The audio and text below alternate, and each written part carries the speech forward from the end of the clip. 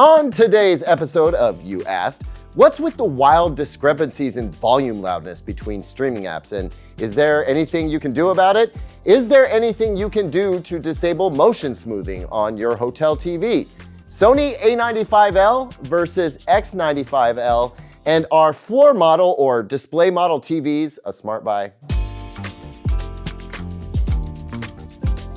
Welcome back, everyone. I'm Caleb Dennison, and this is You Asked, the show where I answer questions that you asked in hopes that I can help you and others who have the same tech questions. If you've got a question you'd like to see answered on the show, please send it to youasked@digitaltrends.com, and I'll do my level best to get it answered. All right, let's get into it. The first question comes from Dan, a good friend and former videographer and editor here at DT, who asked, why are some streaming apps so much quieter than others, and is there anything that we can do to balance the audio levels between them? Now, I've been seeing this question asked the way that Dan asked it, but this same issue causes some folks to wonder if something is wrong with their system. I just got this email from Shanur, who said, I've got a 2021 LG TV and I bought a Sony soundbar. The soundbar is great, but when watching Netflix or movies, the audio is so quiet. I've heard that using a soundbar, which is a completely different make to the TV, can affect the quality of the sound. Is there any truth to that? So first, Shanur, while using a brand of soundbar that differs from the brand of TV that you use can sometimes limit your access to like some high level features, using different brands is not going to cause the kind of audio frustrations that you're experiencing. The issue with Netflix being quieter for you than other sources you watch is the same issue that's frustrating Dan. The baseline loudness level among streaming apps, and even between apps and other audio sources in your system, is a problem for everyone. And I'm afraid we have pretty limited tools to fix it. I suppose the real problem here is that there's no standard to which content providers are held. How Netflix encodes audio is different than how Hulu encodes audio, which is different from how Disney encodes audio, which is different from how Max encodes audio. And to make matters more frustrating, there are different layers within the audio preparation process that contribute to this. You ready to go down a rabbit hole? I promise we'll do the quick tour here. Yeah, I'm not actually gonna do a quick tour here. Get ready to watch Caleb go to crazy town. It starts with the content creation. Hollywood movies have dramatically different audio than network TV shows, which is different than content made by some creators on YouTube and so on. So as streaming services amass their library, they're already getting a dizzying array of various audio formats and quality. It goes deeper than that, but we're keeping it surface level here. From there, the amount of compression that a streaming service applies is different from one streaming service to another. And again, your cable and satellite providers use varying levels and qualities of audio compression too.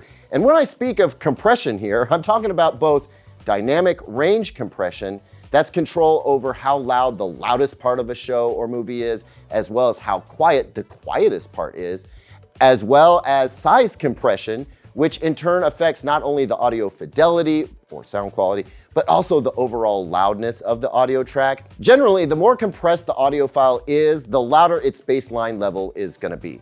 Now, ironically, some streaming services use dynamic range compression in an effort to make the experience better for you.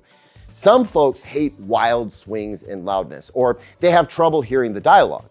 So they crank up the volume, and then a loud moment comes on and they are being blown out of the room by the action sequence sound effects or the big explosion sound effect. So to help mitigate that, they'll make everything more or less the same volume.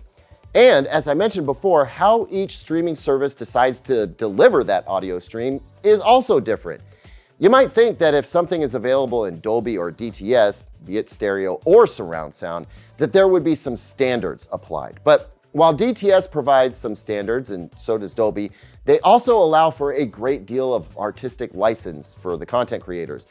And then the streaming services do what they will with the audio that they get. Now, adding to the already complex situation are factors that are on the user end, your end, right? There's the different audio settings available in each of your apps, audio settings available within the source device, whether that's the TV itself or a streaming box or a cable box. And then there are audio options on the playback device, whether that's your TV speakers, a soundbar, or an AV receiver. So now that you know how complicated it is from the beginning to the end, from when they record the thing to when you play it back in your home, you can imagine that it would be very difficult to solve the problem since, as users, we have limited control over so many factors. But what I can do is point you toward a few things that you can try that might help. First, experiment with the audio settings within the streaming app itself. Let's take Hulu, for example. Hulu lets you decide between stereo and 5.1 audio. It also lets you choose the quality of the audio from low to medium to high. It also lets you turn on or off volume leveling, which will at least keep content on Hulu from swinging wildly from too loud to too quiet. You can do this on a per app basis and experiment to see if you can get an app that is generally too quiet or generally too loud to be more in line with other apps that you use a lot. It's a heavy lift, I know, but if you're willing to experiment, you may come up with something you like. Then there's the audio settings in your TV and the audio settings in your audio device, if you have a separate one from the TV. Every brand calls this something different, but the tech is the same. That's onboard dynamic range compression and/or volume leveling. For instance, on this Hisense TV, it's called auto volume control. This same option is also available on TCL TVs, it's just buried a bit further. Now, this will help the sound coming out of the TV speakers, but it's not going to do anything for a soundbar or an AV receiver that's connected via HDMI or optical cable. For that, you'll want to turn on the dynamic range compression or volume leveling feature in your soundbar or receiver. And again, depending on the brand you've got, they call it different things, but you can find it. Now, if you don't like that explanation, the situation, and you don't like the answers, I don't blame you, because you know what? It all just kind of sucks. You know what would be so much better? If there was a volume normalization message in the metadata, in the digital metadata of the audio stream, no matter what the type of format, that helps audio devices manage loudness without necessarily stripping it of its dynamics. Because I also want to have Hulu start out the same volume as YouTube and Netflix, but I don't want to give up on the dynamics of the sound for that. And that's what DRC and volume leveling force you to do. The next question also came from my friend Dan, but he's just the most recent one to ask this. I get asked this a lot. Plus, it's a topic about which I am personally quite passionate and with which I have a great deal of experience. The question from Dan was, are there any tricks to changing the motion smoothing on hotel TVs that don't obviously give you access to the settings menu? So Dan and everyone else wondering, there are some tricks, but most of them have to do with getting around the hotel's effort to limit your access to the TV settings, and they don't always work. First off, it seems that some hotels have decided that motion smoothing being on is in their best interest, in the same way that they believe that the standard picture preset is going to appeal to more of their guests. They probably also have data that suggests more people want motion smoothing on than those who don't. And since they know folks like to mess with their TVs if they allow it, hotels are getting increasingly clever about locking down certain TV settings. They'll let you turn on and off the closed captions, but change the picture profile or the motion smoothing? It's a toss-up depending on where you're staying. With most hotel TVs, pressing the menu button doesn't get you the TV's menu. It gets you the hotel infotainment systems menu, where you can rent on-demand movies, like Toy Story and Mary Poppins, as well as make dinner reservations or whatever. Some of them even let you access Netflix or other popular streaming services. So the first move is to experiment with pressing buttons on the remote. Buttons that, well, you don't know what they do until you press them. My favorite is the mysterious 3 lines button, or the button that looks like it's trying to look like a book or something. Now, if you're lucky, you can find the motion smoothing from there and turn it off. If, however, none of those buttons gets you to the TV's settings menu the way I'm hoping it will, try using the buttons on the TV itself. Sometimes one of those buttons will take you straight to the settings menu, and you can work your way to motion smoothing from there. Sometimes you can try yanking the Ethernet cable from the back of the TV or from the box that they zip tie to the back of the TV or the wall mount. This basically disables the hotel's lockdown system and you might be able to get in the back door that way. But also, sometimes you're just slap out of luck and you can't access the menu or turn off the motion smoothing. I hate it because turning off motion smoothing in hotel TVs is one of my favorite hobbies. I know, TV snobs be like. And that's second only to connecting a Chromecast with Google TV, even though they very clearly would prefer that I not. Anyway, that's fun for me.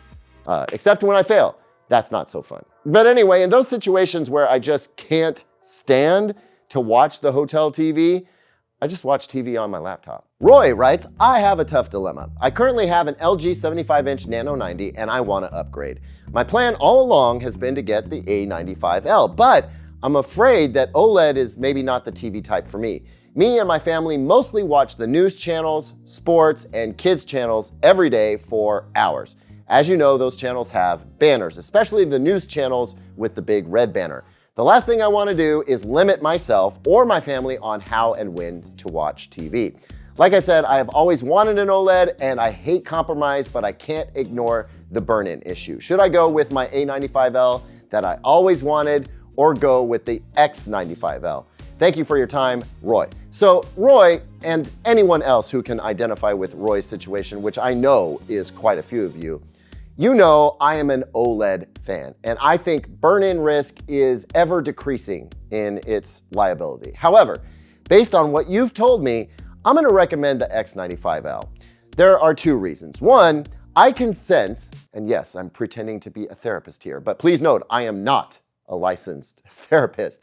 I'm like not even that emotionally intelligent. Anyway, I get the vibe that if you get the OLED TV, you're gonna be worried all the time. And nobody should live in worry about their TV or feel like they should police their family's viewing behavior. Also, you're watching news, sports, and kids channels. And frankly, that sounds like a waste of OLED's talent to me. I mean, the sports would benefit some from OLED, I suppose, but OLED really shines when it's doing cinematic content. And not just movies, but really well-shot shows on streaming services too. This TV sounds like it's gonna be a workhorse of a family TV, and that's awesome. I think the X95L is the better choice for all of that.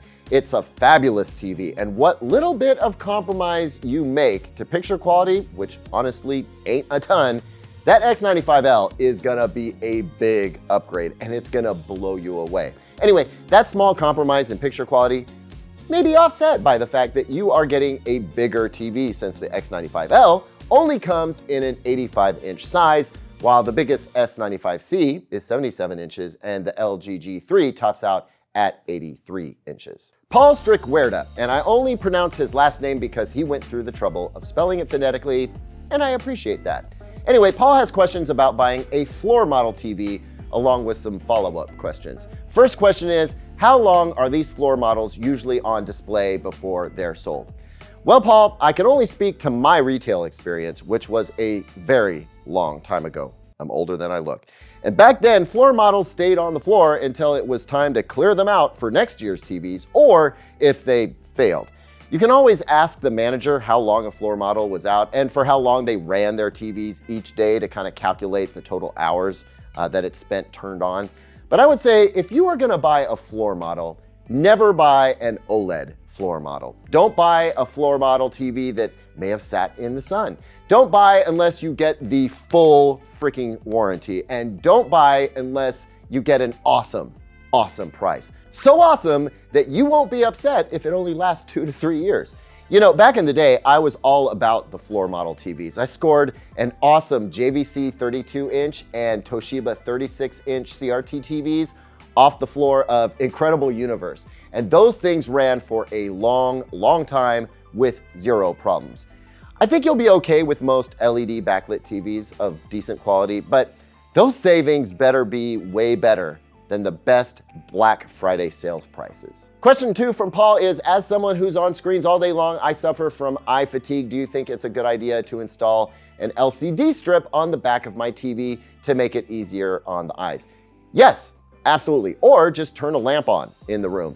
Any kind of bias light that keeps your pupils from having to dilate and constrict severely is just a good idea. Question 3 from Paul was a bonus question, I guess. Would you recommend wearing blue light glasses to prevent eye strain, especially since TVs seem to be getting brighter and brighter? Or is the whole blue light thing not really a thing? So yeah, the whole blue light thing is definitely a thing. There are a lot of studies that show that blue light can cause eye strain and it can affect sleep cycles.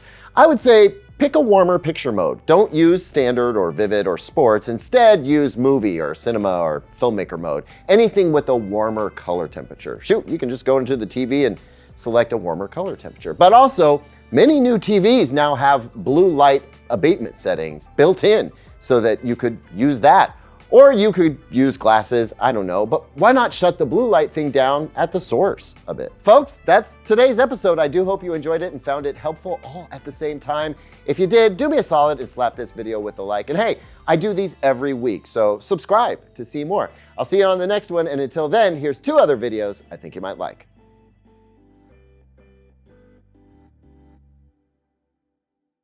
Uses varying levels and qualities of